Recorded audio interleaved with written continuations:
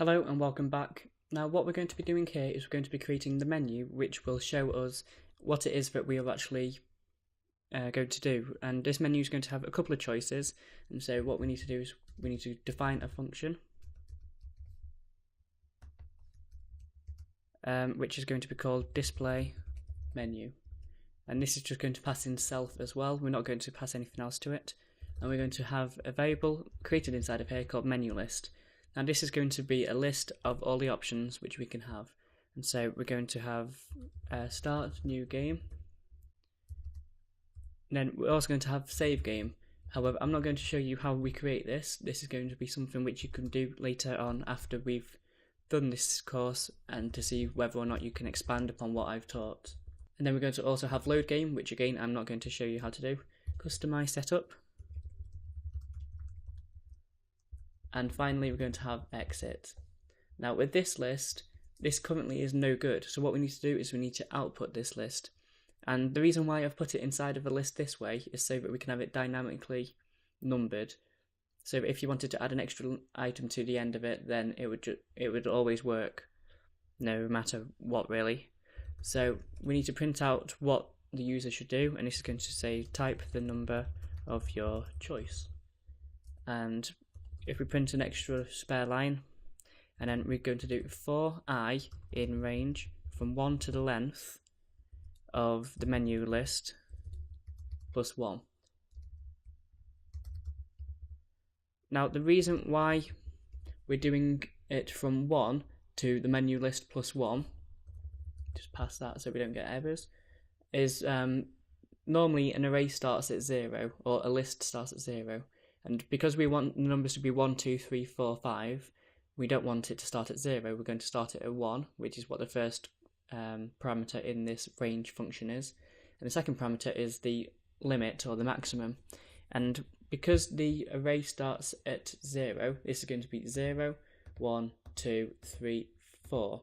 However, as you can see, there's 5 elements. And if we start at 1, then the number should be higher than the number of elements we have. So what we're going to have to do is add 1 to the number of elements we have, which allows us then to reference the highest number, in this case exit.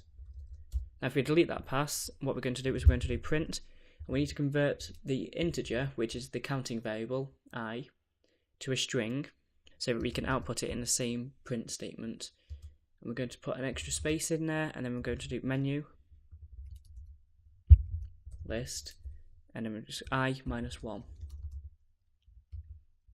Now what that allows us to do, if I was to do monster.display menu and run this,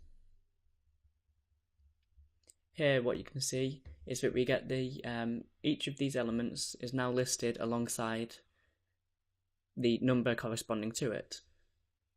Now there's one more thing that we need to do here, and that is we need to get the user's choice. And so here I'm going to create a variable called choice, and we're going to get the user's input, and we pass in a string there, which is what is output next to. So here, you can see we now have this area where the cursor is flashing, and that means we can type there. You'll also notice the text is green. Once the text is green, that is input that the user has typed.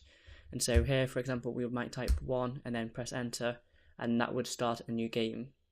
Now obviously it's not doing that yet, and that is because we haven't coded it to do that. But we are slowly working our way there, so no need to worry about that.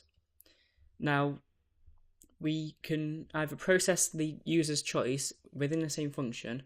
However, that isn't really a very nice way of doing it, because we should split up as much as we can. And so what I'm going to do here is going to create a new variable, a new function called menu choice, which is going to pass in self and the choice that the user has made. Now if I've just passed that and go back into the display menu, what we can do here is we can do self, which is referencing this class, and then we can do menu choice, and we're going to pass in choice, and that is all we need to do with this function. Now this function has been completed. So if we go down to menu choice again, now this one is going to be quite simple. It's just going to be if else statements. But the first thing we need to do is check whether or not the input is valid. So what we're going to do is we're going to try. This is going to be a try catch method, and what this does is it tries to do something. If it returns an error, then it runs the exception instead. And what we're going to try and do is try and convert this choice to an integer. Now if it is an integer, as in they've entered a number between 0 and 9 and however long they want to, then it will work and that will be fine. It will just convert it to the same value that it already has, so no difference and no harm done. However, if it is, say, if they passed in a letter or a character, which is not a number, so say a hyphen or a slash, something like that, then it would return a value error because it can't convert a letter into a number. And that's where we catch it with this exception, and that's where we're just going to set choice is equal to 0. Now you'll notice that we don't actually have a choice of 0, we've got 1 through to 5. And what this choice of 0 is going to do is going to call and get caught by the else statement, which says that it isn't a valid option. Which means that what we need to do now is we need to build up some if statements. And this is going to be very simple. It's going to be if choice is equal to 1, then start new game. If choice is equal to 2, then save game. If choice is equal to 3, then load game. If choice is equal to 4, customize setup. And if choice is equal to 5, then we're going to exit the application. So because we haven't actually created any of these functions yet, there is no point us putting the code in. So if we just put in passes for now,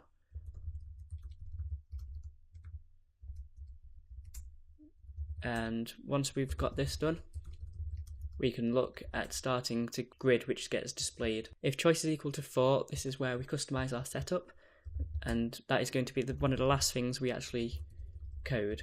So if we leave it as that for now, then that would work fine. Now we have the elif and the choice of 5. Now 5 is exit, and for exit we don't actually have to do anything other than system.exit and put in the integer 0. Now because you'll notice here we have an undefined variable system, or SYS. Now this is really because we need to import system. If we import SYS, then if you come back down here you'll see that this error has gone, and if we run again and go to number and type in number 5 and click enter, you'll see here that it's terminated the actual application. That is exactly what we wanted it to do, so that is good. And remove that semicolon, we shouldn't have put that there. And finally we got the else, which is if they've entered a 0 or a number which isn't in the menu, then we're going to say that was / a valid option, try again. And what we're going to do is we're going to recursively call the display menu. Well, it's not really recursive. We're going to call the display menu again, and what that will do is it will run this screen again. Now, unfortunately, because we're inside of an IDE, which is to say we're not using terminal, we can't actually clear the console. So we'll have to make do with having a lot of text loaded above the previous text. Whereas in console, there's functions you can run which clear it, which mean that code which was once there is no longer there. So I'll show you here if I do ls, then if I did clear, suddenly it's all gone again. That idea is only possible within the console and not within the IDE, or at least not simply within the IDE anyway. And so what we're going to have to do is we're just going to have to make do with having to scroll through the console, which isn't too bad, but it's not ideal. And so what we're going to do here is we're going to just do display menu. And now that is the menu choice and the menu being displayed, completed. We don't need to touch these functions again, which makes life a bit easier.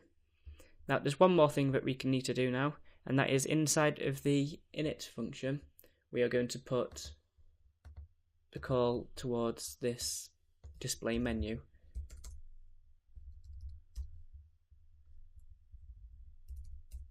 If we add an extra couple of spaces at the bottom, then the scroll bar for the horizontal scroll bar won't get in the way of the text, which it sometimes seems to do. That's why I just did that. And here we're going to call self display menu. So now what you'll see is previously we had to have the monster.display menu down here for it to do anything. This time we don't have that inside. Instead inside of the init function, we can run it and we can see that it is being run as we wished it was. And then with any of these, you'll see that they terminate at the moment, and that is simply because we are passing what it's currently doing, and once it's past that, it gets to the end of this function and nothing else happens. Okay, the next thing that we need to do is we are going to set up drawing the grid. Now, you'll notice earlier that we had the max width and the max height set, and these are going to be also customizable inside of the customized setup, but by default they're going to be 5 and 5. So what we're going to do is we're going to create a function down here. We're going to call that draw grid, and all we have to do is pass in self. Because these variables are global, if we do self dot and then the variable name, it allows us to get the value of it, so it makes little difference. But what we are going to do is we're going to do height is equal to self dot max height, and width is equal to self dot max width. Now here we're going to have a nested loop, which is going to be what draws the grid for us. Now we're going to do Y and then X, and the reason is because when you have two loops within each other, what it does is the first loop is going to act as the vertical axis, and the second loop will act as the horizontal axis. Now if we were trying to make this a 3D game, then we'd have 3 nested loops, and the first one would be the Z axis, the second one will be the Y axis, and the third one will be the X axis. It's just the way that it works, and if you'll see in a moment that it does work. And this one again is going to be range from 0 to width.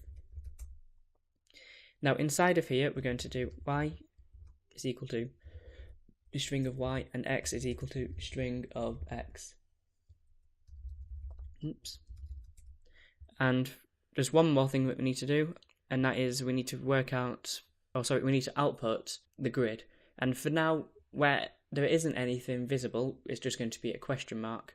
And later on we'll have different characters like M for monster and X for the player, and so on. And so what we need to do is we need to do an if statement, and that is going to be if. Actually, no, we don't need to do that at all. We'll need to do that later on once we have the character defined, but for now, since we don't have that, all we're going to do is be drawing the grid. What we need to do is we need to do system.stdout, which is standard out, and we're going to write, and it's going to be a question mark. Now the reason why we're using this rather than using print is that print prints something on a new line every time, whereas system standard output does not do that. Now because here this is currently just writing in a straight line, if I go down to the bottom and do monster.draw grid, and up here in init, I'm just going to comment this out and add pass.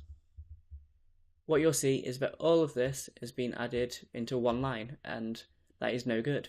What we need to do is when we get to the end of the horizontal axis, then we need to start a new horizontal row.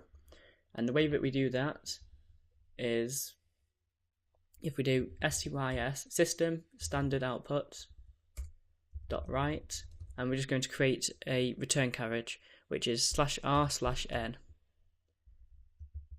And then if we run this again, you'll see here we get a 5x5 grid. So that's all it takes to draw a grid within Python, or within any language really. However, you'll see later on that this gets much more confusing and much more complicated as we add extra elements to the actual game.